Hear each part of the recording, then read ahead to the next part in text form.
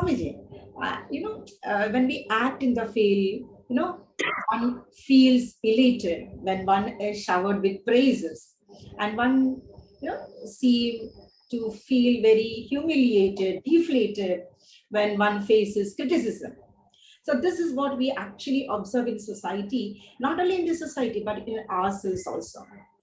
Because there is a need in each one to establish one's individuality in the world. Further, there is a hunger, to prove that I'm better than you.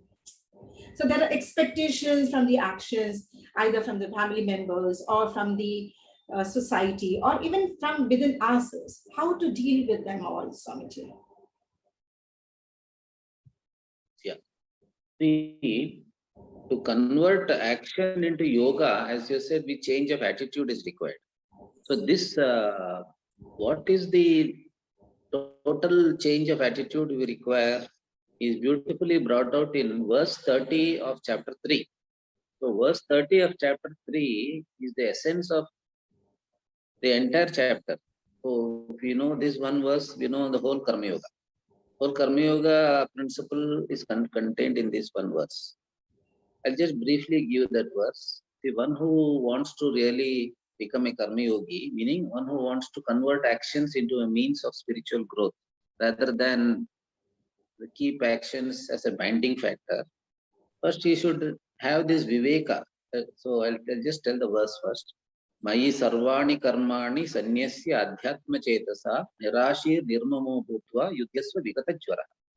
It's a very important verse in the 3rd chapter, which is the essence of Karma Yoga. So first thing a person should have is this Shreyas Preyas Viveka. That's called Adhyatma. Adhyatma Chetasa. Adhyatma Chetasa means this Viveka between Shreyas and Preyas. One should know what is the real goal of life and make that our goal. Shreyas is the goal. Preyas is just a passing thing. That cannot be the goal. Whatever comes and goes is Preyas. What remains with us eternally, permanently is Shreyas. The spiritual goal, that is Shreyas. Material goals are Preyas. So, first of all, my goal has to be spiritual. My ultimate goal, whatever other goals we may have in between, my ultimate goal has to be spiritual. That is Adhyatma Chetasa. That's the first step in Karma Yoga. Second step is Yudhyasva Vigatachvaraha. Second step is one has to come to one's Swadharma from Paradharma. So there's a lot of Paradharma in our life, meaning I'm doing what is not my duty, somebody else's duty, what is not in my nature. I just imitate because of various reasons. So imitation, pretending, all that is Paradharma. So one has to come from Paradharma to Swadharma. So that's why it says Yudhyasva Vigatachvara. Yudhyasva means you do your Swadharma, not Paradharma. You do your duty, not somebody else's duty. That's very important. Then that duty should be performed Mayi Sarvani Karmani Sanyasya with an attitude of Ishvara Arpana Bhakti, as a worship of the Lord. So that is explained further in the 9th chapter by Krishna. Yat karoshi yat ashnasi yat juhoshi dadasi yat tapasyasi kaunteya tat kurushva madarpanam. Whatever you do, whatever you eat, whatever worship you do, whatever puja you do, whatever charity you do it as my worship. So Mayi Sarvani Karma. Sarvani means all karmas. Whether it is Laukika karmas or Vaidika karmas, ritualistic actions or worldly actions, Mayi Sarvani Karmani. Of course, Nishiddha karmas are ruled out. So prohibited actions are ruled out. Mayi Sarvani Karmani Sanyasya means Arpayitva, offering. So the third point is that. First point is Adhyatma Chetasa. Second is Yudhyasva, do your Swadharma, not Paradharma. Third point is Ishwararpana Buddhi. Then Nirashi. Nirashi means, Asha means false expectations. So of course, one keeps a result in view while performing an action. That's not wrong. But one should not have false expectations that everything will go according to my plan. Everything will happen as I desired. Nothing. There's no such rule because there are so many factors involved in producing the result. There are many unknown factors. So one should be ready for any result. That's called Nirashi. That readiness for any result is called Nirashi. And when the result comes, Nirmamo Bhutva. Nirmama means, don't say I did it, it happened because of me. You say it is a prasada from the Lord. So God has given this prasada to me. And I take it as His blessing, His prasad. But whatever it, if things go according to your plan, it is His will.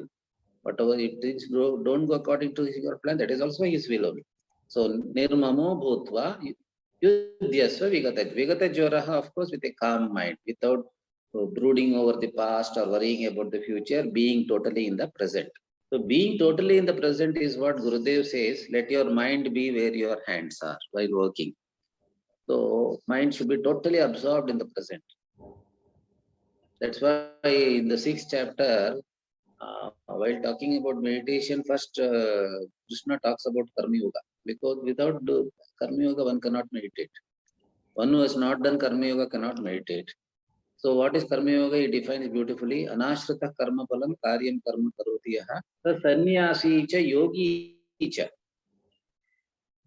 So he is a sannyasi and he is a yogi who does actions, duties, who does his duties without depending on the fruits of action.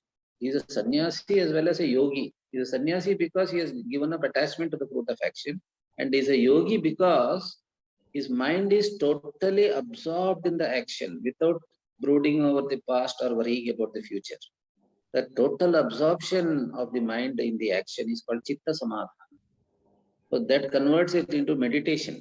So work becomes meditation for a karma yogi. So that itself will raise him to great heights. So this is how work can be converted into a spiritual sadhana.